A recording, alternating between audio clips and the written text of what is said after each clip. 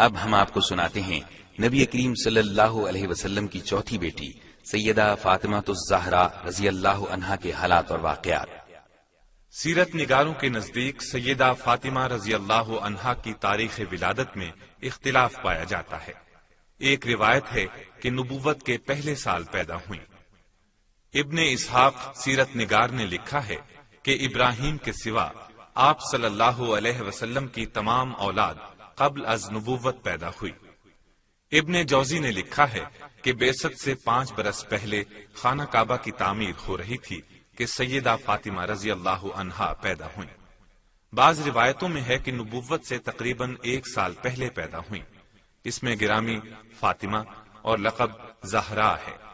ان کی تربیت بھی نبی کریم صلی اللہ علیہ وسلم اور سیدہ خدیجہ رضی اللہ عنہا کی زیر نگرانی ہوئی۔ صحیح مسلم کی ایک روایت میں ہے کہ سیدہ فاطمہ کی چال ڈھال رسول اللہ صلی اللہ علیہ وسلم سے بالکل مشابہ تھی۔ صرف یہی نہیں بلکہ اٹھتے بیٹھتے اور ہر بات میں سیدہ فاطمہ سے زیادہ آپ کے مشابہ کسی کو نہیں دیکھا گیا۔ آپ کی بات چیت کرنے کا انداز اور لب و لہجہ بھی آپ صلی اللہ علیہ وسلم سے ملتا جلتا تھا۔ صحیح بخاری کی ایک روایت کے مطابق سیدنا عبداللہ بن مسعود فرماتے ہیں، ایک بار نبی صلی اللہ علیہ وسلم کعبے میں نماز پڑھ رہے تھے۔ قریش کے چند شریر لوگوں نے شرارت کی۔ جب آپ سجدے میں گئے تو اونٹ کی اوجھڑی آپ کی کمر مبارک پر رکھ دی۔ آپ سجدے کی حالت ہی میں رہے۔ آپ کی اس حالت پر قریش کے شریر خوش ہو رہے تھے کہ سیدہ فاطمہ کو اطلاع ملی۔ آپ کا بچپن تھا، فوراً وہاں پہنچی، اس بوجھ کو آپ کی کمر پر سے اتارا اور ناراضی کا اظہار فرمایا۔ آپ نماز سے فارغ ہوئے تو ان بدطینتوں کے حق میں بد دعا فرمائی، وہ قبول ہوئی اور ان میں سے بیشتر غزوہ بدر میں مارے گئے۔ پھر مدینے کی طرف ہجرت ہوئی۔ نبی کریم صلی اللہ علیہ وسلم نے پہلے خود ہجرت فرمائی، اپنے گھر کے افراد کو بعد میں مدینے بلوایا۔ 2 ہجری میں غزوہ بدر پیش آیا۔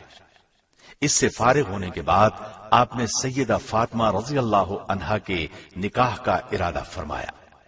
سیدہ فاطمہ کے ساتھ سب سے پہلے نکاح کی درخواست سیدنا ابو بکر نے کی، پھر ان کے بعد سیدنا عمر نے کی تھی، لیکن نبی صلی اللہ علیہ وسلم نے کچھ جواب نہ دیا۔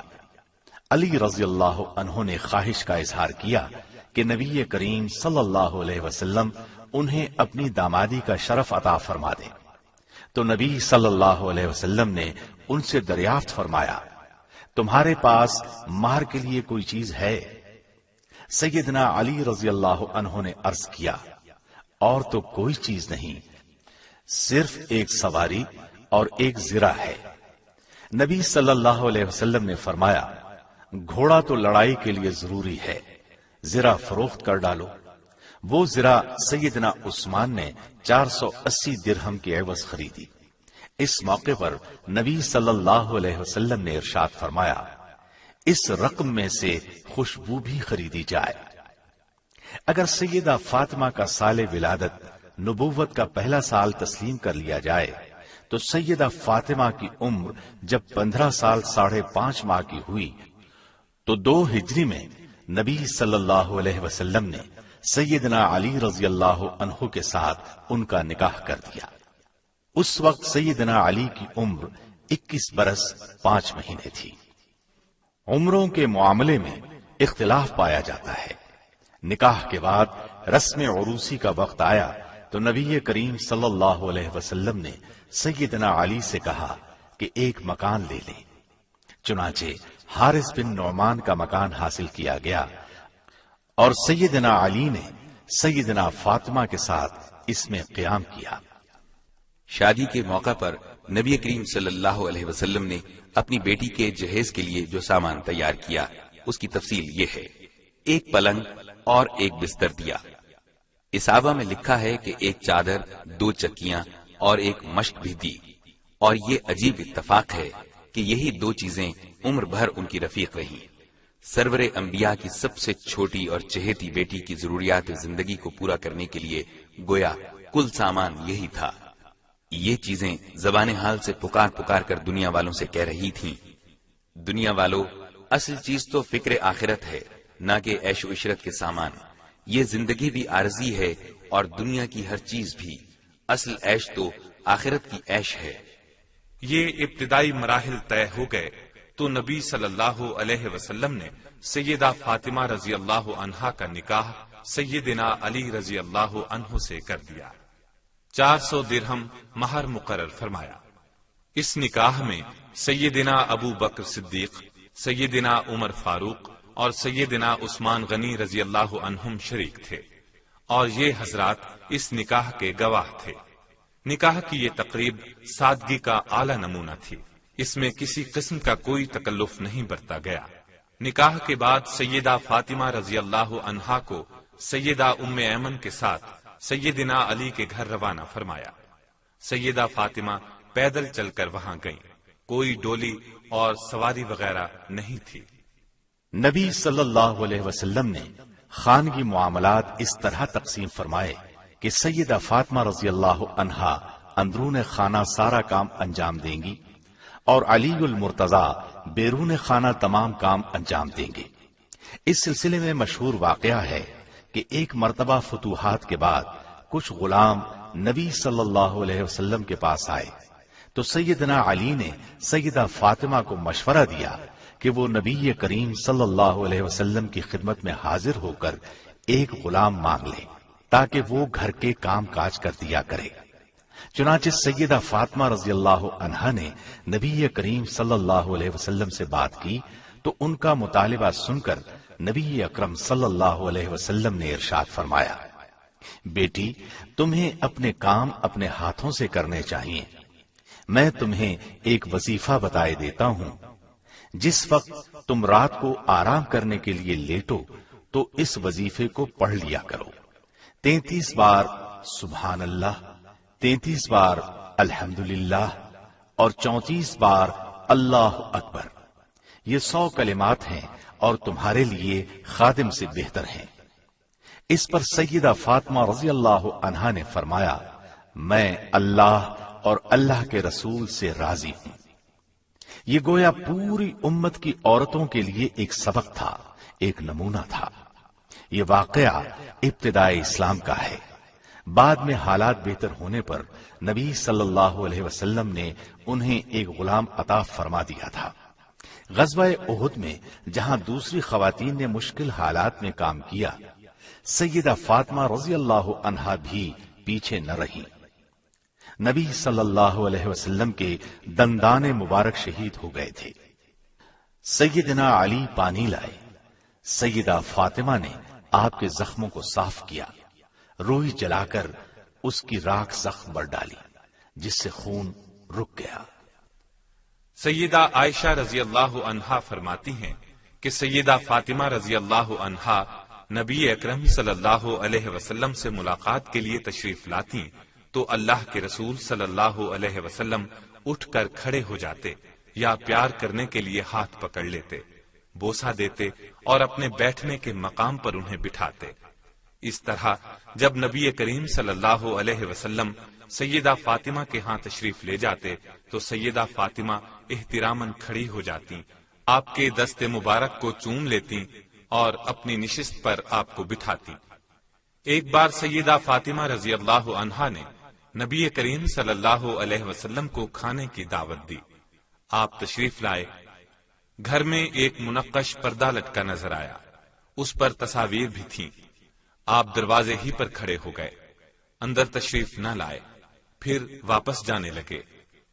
سیدہ فاطمہ باہر نکل کر آپ کے پیچھے لپکی اور واپس جانے کی وجہ پوچھی تو آپ نے فرمایا، نبی کے لیے یہ مناسب نہیں کہ ایسے مکان میں داخل ہو جو مزین اور منقش کیا گیا ہو۔ صحیح مسلم کی ایک روایت کے مطابق ایک مرتبہ ازواج مطہرات نے سیدہ فاطمہ رضی اللہ عنہا کو ایک کام کے لیے رسول اللہ صلی اللہ علیہ وسلم کے پاس بھیجا۔ اس وقت آپ سیدہ عائشہ کے گھر میں تھے۔ اس کام کے متعلق بات ہو گئی تو آپ نے سیدہ فاطمہ رضی اللہ عنہا سے فرمایا، اے میری بیٹی، جو مجھے محبوب ہو کیا وہ تجھے محبوب نہیں؟ سیدہ فاطمہ نے عرض کیا، جو آپ کو محبوب ہے وہ مجھے بھی محبوب ہے۔ اس پر آپ نے ارشاد فرمایا، عائشہ مجھے محبوب ہے، تم بھی انہیں محبوب رکھنا۔ مطلب یہ ہوا کہ جسے سید المرسلین محبوب جانے، امت کو بھی چاہیے کہ اسے محبوب رکھیں۔ فتح مکہ کے بعد سیدنا علی رضی اللہ عنہ نے ابو جہل کی لڑکی جمیلہ سے نکاح کا ارادہ کیا۔ اس بات کی اطلاع سیدہ فاطمہ رضی اللہ عنہا کو ہوئی تو شدید رنج کا احساس ہوا۔ یہ قدرتی بات تھی۔ ناراض ہو کر نبی صلی اللہ علیہ وسلم کی خدمت میں تشریف لے گئیں اور یہ بات آپ کو بھی بتائی۔ آپ نے ان کی بات سن کر لوگوں کو ایک خطبہ دیا۔ اس میں ارشاد فرمایا، فاطمہ میرے جسم کا ٹکڑا ہے، جو چیز فاطمہ کو بری لگے وہ مجھے بھی ناپسند ہے۔ پھر آپ نے فرمایا، میں اپنی طرف سے حلال کو حرام نہیں کرتا اور نہ کسی حرام کو حلال کرتا ہوں، لیکن اللہ کی قسم، اللہ کے رسول کی بیٹی اور اللہ کے دشمن کی بیٹی ایک شخص کے نکاح میں جمع نہیں ہوگی۔ جب ناراضی کی یہ صورت واضح ہوئی تو سیدنا علی نے ابو جہل کی بیٹی سے نکاح کا ارادہ ترک کر دیا۔ ایک مرتبہ اور بھی سیدنا علی کی سیدہ فاطمہ سے ناراضی ہوئی۔ سیدہ نے نبی صلی اللہ علیہ وسلم سے شکایت کی تو آپ نے فرمایا، اے فاطمہ، اے میری بیٹی، اپنے خاوند کی اطاعت اور فرما برداری کرو، اور یہ بات سمجھ لو کہ ایسی کون سی عورت ہے کہ جس کے پاس اس کا خاوند خاموشی سے چلا آئے۔ مطلب یہ کہ تنبیہ وغیرہ کرنے کا شوہر کو حق ہے۔ ایک بار رسول اللہ صلی اللہ علیہ وسلم نے سیدہ فاطمہ اور سیدہ صفیہ رضی اللہ عنہما سے ارشاد فرمایا، اے فاطمہ، اے صفیہ، تم میرے مال میں سے جتنا چاہو لے لو، میں اللہ کے حضور تمہارے کچھ کام نہیں آؤں گا اور نہ میں تمہیں اللہ کے عذاب ہی سے بچا سکوں گا۔ مطلب یہ تھا کہ قیامت کے دن اپنے اپنے اعمال کام آئیں گے، حساب کتاب ہر ایک کا ہوگا، لہذا عمل لازمی ہے۔ حسب و نسب پر انحصار کر کے عمل میں کوتاہی کرنا درست نہیں۔ اس مقام پر شفاعت کی نفی ہرگز نہیں ہے۔ شفاعت اپنے مقام پر اللہ تعالی کی اجازت سے ہوگی۔ نبی کریم صلی اللہ علیہ وسلم کے آخری ایام میں ایک واقعہ پیش آیا۔ سیدہ عائشہ صدیقہ رضی اللہ عنہا فرماتی ہیں کہ ایک روز سردار دو عالم صلی اللہ علیہ وسلم گھر میں تشریف رکھتے تھے۔ ہم آپ کے پاس موجود تھیں کہ سیدہ فاطمہ رضی اللہ عنہا تشریف لائیں۔ اس وقت نبی اقدس صلی اللہ علیہ وسلم کی اولاد میں سے بس سیدہ فاطمہ ہی زندہ تھیں، باقی تمام اولاد فوت ہو چکی تھی۔ آپ نے سیدہ کو آتے دیکھا تو مرحبا فرمایا، انہیں اپنے پاس بٹھایا، پھر آپ نے ان کے کان میں کوئی بات فرمائی۔ وہ بات سن کر سیدہ فاطمہ بے ساختہ رونے لگیں۔ جب آپ نے ان کی غمگینی دیکھی تو کان میں دوبارہ کچھ کہا۔ اس بار بات سن کر وہ ہنسنے لگی۔ جب نبی کریم صلی اللہ علیہ وسلم اس مجلس سے تشریف لے گئے تو میں نے سیدہ فاطمہ سے پہلے رونے پھر ہنسنے کا سبب پوچھا۔ اس پر انہوں نے فرمایا، نبی کریم صلی اللہ علیہ وسلم کا راز ظاہر کرنا مجھے پسند نہیں۔ پھر جب نبی صلی اللہ علیہ وسلم کا انتقال ہو گیا تو میں نے فاطمہ سے کہا، اب تو مجھے وہ بات بتا دیں۔ اس وقت انہوں نے بتایا کہ پہلی مرتبہ نبی کریم صلی اللہ علیہ وسلم نے میرے کان میں کہا تھا کہ اے فاطمہ، جبریل امین ہر سال ایک مرتبہ آ کر قرآن مجید مجھے سناتے اور مجھ سے سنتے رہے ہیں۔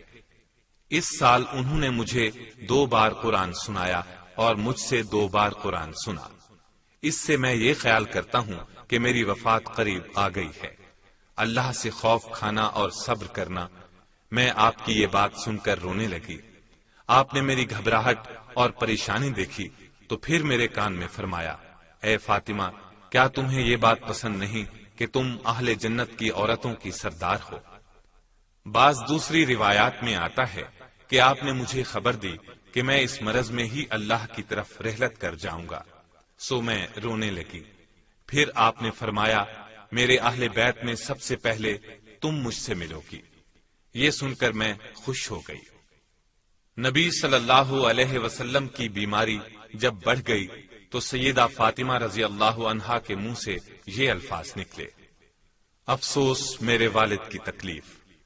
اس پر نبی کریم صلی اللہ علیہ وسلم نے ارشاد فرمایا، آج کے بعد تمہارے والد پر کوئی تکلیف نہیں۔ پھر آپ وفات پا گئے۔ انا للہ و انا الیہ راجعون۔ نبی صلی اللہ علیہ وسلم نے آخری اوقات میں سیدہ فاطمہ کو بہت سی وصیتیں فرمائیں۔ ان میں سے ایک یہ تھی، میری وفات پر کسی قسم کا ماتم نہ کرنا، چہرے کو نہ پیٹنا، بال نہ نوچنا، نوحہ نہ کرنا، نہ نوحہ کرنے والیوں کو بلانا۔ نبی صلی اللہ علیہ وسلم کی وفات کے بعد کی زندگی اگرچہ سیدہ فاطمہ رضی اللہ عنہا کے لیے مشکلات سے پر تھی، تاہم آپ نے صبر اور استقامت سے کام لیا۔ نبی صلی اللہ علیہ وسلم کے بعد ابو بکر صدیق رضی اللہ عنہ خلیفہ مقرر ہوئے۔ ان حالات میں سیدہ فاطمہ کی طرف سے مال غنیمت میں سے فدق کے متعلق مالی حقوق کا ایک مطالبہ سیدنا ابو بکر صدیق رضی اللہ عنہ کی خدمت میں پیش ہوا۔ مال غنیمت اور مال فے کی یہاں وضاحت کیے دیتے ہیں۔ مال غنیمت اس مال کو کہا جاتا ہے جو لڑائی کے بعد ہاتھ لگے، اور مال فے وہ ہوتا ہے جو لڑائی کے بغیر ہاتھ لگے۔ فدق کی آمدنی اسی مال فے میں سے تھی۔ نبی اکرم صلی اللہ علیہ وسلم کے زمانے میں سیدہ فاطمہ اور دوسرے رشتہ داروں کو اس مال فے میں سے حصہ ملتا تھا۔ آپ صلی اللہ علیہ وسلم کی وفات کے بعد سیدہ فاطمہ نے یہ مطالبہ پیش کیا کہ وہ مال فے جس میں سے ہمیں حصہ ملتا رہا، اب وہ ہمیں بطور میراث کے مل جانا چاہیے، یعنی اب ہم اس کے وارث ہیں۔ سیدہ فاطمہ رضی اللہ عنہا کے اس مطالبے کے جواب میں ابو بکر صدیق رضی اللہ عنہ نے فرمایا، اس بارے میں نبی صلی اللہ علیہ وسلم کا واضح ارشاد ہے، ہم انبیاء کی جماعت ہیں، ہماری وراثت نہیں چلتی، بلکہ جو کچھ ہم چھوڑ جائیں وہ صدقہ ہوتا ہے اور اللہ کی راہ میں مسلمانوں کے لیے وقف ہوتا ہے۔ البتہ مال فے میں سے جو حصہ نبی صلی اللہ علیہ وسلم کے زمانے میں آپ لوگوں کو دیا جاتا تھا وہ بدستور دیا جاتا رہے گا۔ مطلب یہ تھا کہ وہ حصہ تو آپ کو اسی طرح ملتا رہے گا، لیکن اس جاگیر کو نبی کریم صلی اللہ علیہ وسلم کی وراثت میں نہیں دیا جا سکتا، اس لیے کہ فرمان نبوی یہی ہے۔ اس تسلی بخش جواب پر سیدہ فاطمہ خاموش ہو گئیں۔ پھر تمام زندگی انہوں نے یہ مطالبہ پیش نہیں کیا۔ اب کچھ لوگوں کا یہ کہنا کہ ابو بکر صدیق رضی اللہ عنہ نے سیدہ فاطمہ کا حق غصب کر لیا تھا، کسی طرح بھی درست نہیں۔ سیدنا ابو بکر کے جواب سے مطمئن ہونے کے بعد سیدہ فاطمہ نے اس بات کا کچھ بھی ملال باقی نہیں رکھا، اور سیدنا ابو بکر صدیق رضی اللہ عنہ سے ان کے تعلقات خوشگوار تھے۔ سیدہ فاطمہ نبی کریم صلی اللہ علیہ وسلم کی وفات کے بعد نہایت مغموم رہا کرتی تھی۔ اپنی زندگی کے یہ دن انہوں نے نہایت صبر و تحمل سے بسر کیے۔ پھر یہ بیمار رہنے لگی۔ اس وقت ان کی عمر 28 یا 29 سال تھی۔ صدیق اکبر رضی اللہ عنہ کی زوجہ محترمہ اسماء بنت امیس رضی اللہ عنہا ان کی تیمار داری کیا کرتی۔ اس دوران میں سیدنا ابو بکر اور سیدنا عمر رضی اللہ عنہما برابر ان کی بیمار پرسی کرتے رہے۔ نبی کریم صلی اللہ علیہ وسلم کی وفات کے بعد صرف 6 ماہ زندہ رہیں، پھر چند روز بیمار رہیں۔ آخر 3 رمضان المبارک 11 ہجری منگل کی شب میں انتقال کر گئیں۔ انا للہ و انا الیہ راجعون۔ سیدہ فاطمہ نبی صلی اللہ علیہ وسلم کی آخری اولاد تھیں۔ وفات سے پہلے انہوں نے اپنے خامن سیدنا علی رضی اللہ عنہ کو وصیت فرمائی۔ اس وصیت کے الفاظ یہ تھے، میرے بعد آپ امامہ رضی اللہ عنہا سے شادی کر لیجیے گا۔ امامہ ان کی بڑی بہن سیدہ زینب رضی اللہ عنہا کی صاحبزادی تھی، گویا سیدہ کی سگی بھانجی تھی۔ چنانچہ سیدہ فاطمہ کی وفات کے بعد سیدنا علی نے امامہ سے نکاح کیا۔ سیدہ فاطمہ رضی اللہ عنہا کے انتقال نے ایک بار پھر غم کی لہر دوڑا دی۔ نبی صلی اللہ علیہ وسلم کی جدائی کا غم پھر سے تازہ کر دیا۔ صحابہ کرام کے رنج و غم کی انتہا نہ رہی۔ سیدہ فاطمہ کا انتقال مغرب اور عشاء کے درمیان ہوا۔ انہوں نے ابو بکر صدیق کی زوجہ محترمہ کو وصیت کی تھی کہ وہ انہیں غسل دیں۔ چنانچہ اسماء بنت امیس رضی اللہ عنہا نے ان کے غسل کا انتظام فرمایا۔ غسل اور کفن کے بعد جنازے کا مسئلہ پیش آیا۔ اس موقع پر خلیفہ اول سیدنا ابو بکر صدیق، سیدنا عمر فاروق اور دیگر اصحاب رضی اللہ عنہم جو اس موقع پر موجود تھے تشریف لائے۔ سیدنا علی المرتضیٰ کو دیکھ کر ابو بکر صدیق رضی اللہ عنہ نے ان سے فرمایا، آپ آگے تشریف لائیں اور جنازہ پڑھائیں۔ اس پر سیدنا علی رضی اللہ عنہ نے جواب میں فرمایا، آپ خلیفۃ الرسول ہیں، آپ کی موجودگی میں جنازہ کیسے پڑھا سکتا ہوں؟ جنازہ پڑھانا آپ ہی کا حق ہے، آگے تشریف لائیں اور جنازہ پڑھائیں۔ چنانچہ سیدنا ابو بکر صدیق رضی اللہ عنہ نے نماز جنازہ پڑھائی۔ نماز جنازہ کے بعد سیدہ فاطمہ رضی اللہ عنہا کو جنت البقیع میں دفن کیا گیا۔ سیدہ فاطمہ سیدنا علی کی پہلی زوجہ محترمہ تھیں۔ ان کی زندگی میں سیدنا علی نے دوسری شادی نہیں کی۔ سیدہ فاطمہ کے ہاں 5 بچے پیدا ہوئے، حسن، حسین، محسن، ام کلثوم اور زینب رضی اللہ عنہم۔ محسن کا بچپن ہی میں انتقال ہو گیا تھا۔ یہاں یہ بات بھی قابل غور ہے کہ سیدہ نے اپنی صاحبزادیوں کے نام اپنی بڑی بہنوں کے نام پر رکھے۔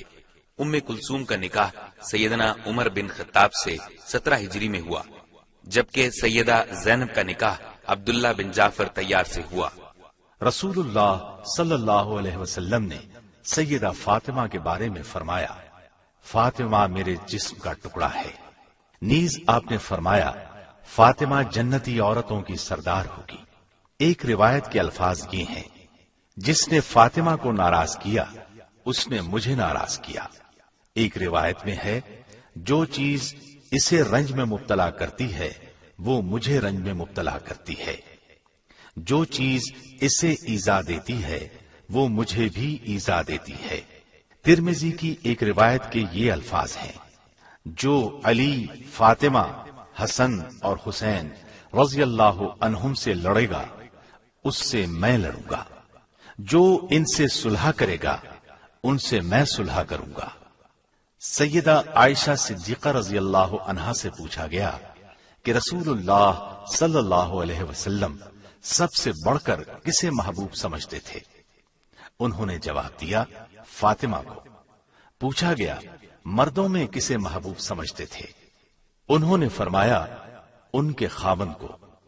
ابن عباس رضی اللہ عنہ فرماتے ہیں، رسول اللہ صلی اللہ علیہ وسلم نے ارشاد فرمایا، مریم بنت عمران کے بعد تمام اہل جنت کی عورتوں کی سردار فاطمہ رضی اللہ عنہا ہیں، خدیجہ رضی اللہ عنہا ہیں، پھر آسیہ ہیں یعنی فرعون کی بیوی۔ سیدہ اسماء بنت امیس سے اپنے آخری دنوں میں سیدہ فاطمہ رضی اللہ عنہا نے ارشاد فرمایا، آپ جانتی ہیں یہ میرے آخری لمحات ہیں، کیا میرے جنازے کو بے پردہ اٹھایا جائے گا؟ اس پر اسماء نے کہا کہ نہیں، میں آپ کے لیے ایک باپردہ چارپائی تیار کر دیتی ہوں، جیسا کہ میں نے حبشہ کے علاقے میں دیکھا ہے، لہذا ان کا جنازہ اسی طرح باپردہ لے جایا گیا۔ مسلم کی ایک حدیث میں ہے، سیدہ عائشہ فرماتی ہیں، نبی صلی اللہ علیہ وسلم ایک روز صبح کے وقت باہر نکلے، آپ پر سیاہ چادر تھی، حسن بن علی آئے، آپ نے انہیں اس میں داخل کر لیا، پھر حسین بن علی آئے، آپ نے انہیں بھی اس میں داخل کر لیا، پھر سیدہ فاطمہ آئیں، آپ نے انہیں بھی اس میں داخل کر لیا، پھر سیدنا علی آئے، آپ نے انہیں بھی اس میں داخل کر لیا اور فرمایا، اے اہل بیت، اللہ چاہتا ہے تم سے پلیدی دور کر دے اور تم کو پاک کر دے۔ مسلم کی ایک اور حدیث کے الفاظ ہیں، سیدنا زید بن ارقم فرماتے ہیں، رسول اللہ صلی اللہ علیہ وسلم ایک چشمے کے پاس آئے، اس کا نام خم تھا، یہ مکے اور مدینے کے درمیان ہے۔ وہاں ایک دن خطبہ دینے کے لیے کھڑے ہوئے، اللہ کی تعریف کی، پھر واز کیا اور فرمایا، اما بعد، اے لوگو، میں ایک بشر ہوں، قریب ہے کہ میرے رب کا ایلچی میرے پاس آ جائے اور میں اسے قبول کر لوں، یعنی مجھے بھی موت آئے گی۔ میں تم میں دو بھاری چیزیں چھوڑے جا رہا ہوں، ایک اللہ کی کتاب، اس میں ہدایت ہے، نور ہے۔ اللہ کی کتاب کو مضبوطی سے تھامے رکھو، اس کو پکڑے رکھو۔ مطلب یہ تھا کہ اس کو اپنی زندگیوں پر لاگو کرو، اس پر عمل کرو۔ پھر فرمایا دوسری چیز میرے اہل بیت ہیں، ان کے حقوق کی نگہداشت ہے۔ سیدہ فاطمہ رضی اللہ عنہا پر اللہ تعالی کی ہزارہا رحمتیں نازل ہوں۔